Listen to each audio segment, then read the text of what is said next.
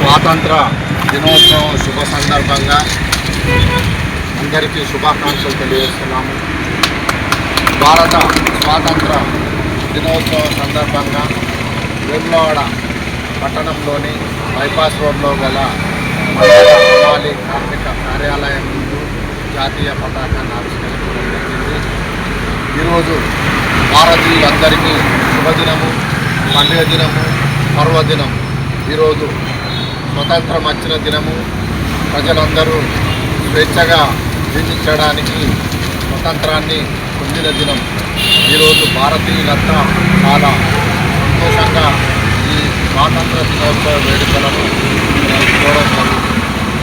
British వారు వ్యాపారం కొరకు 200 సంవత్సరాల క్రితం భారతదేశానికి వచ్చి ఇక్కడనే తిష్ట వేసి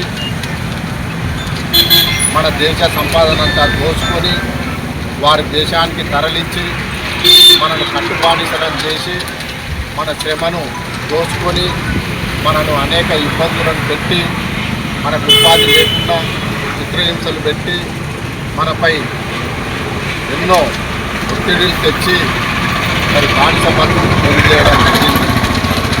బ్రిటిష్ వాళ్ళను తరిమి కొట్టడానికి కొరకు ఎంతోమంది మహానుభావులు అల్లూరి సీతారామరాజు, వీరపాండ్య కట్టబ్రాహ్మణ, సుభాష్ చంద్రబోసు, భగత్ సింగ్, గాంధీ మహాత్ములు లాంటి ఇతరత్ర ఎంతోమంది ఎన్నో విధాలుగా ఆందోళనలు చేసి లాఠీ దెబ్బలు తిని ఎంతోమంది ప్రాణత్యాగాలు చేసి జైళ్ళకు వెళ్ళి కుటుంబాలకు దూరమై ఎన్నో త్యాగాల ఫలితంగా ఈరోజు మనకు స్వతంత్రం సిద్ధించడం జరిగింది.